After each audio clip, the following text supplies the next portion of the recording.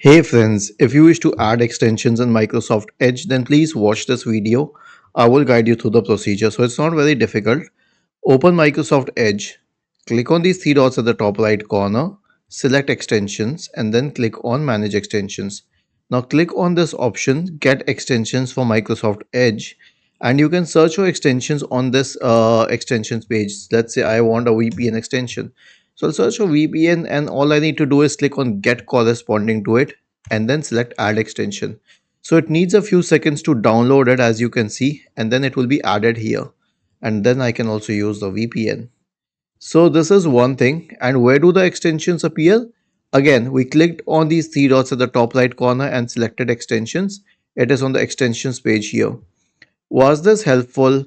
If yes, then please subscribe to the channel. If not, then let us know in the comment section of the video on how we could help you further. Thank you for watching this video and have a nice day.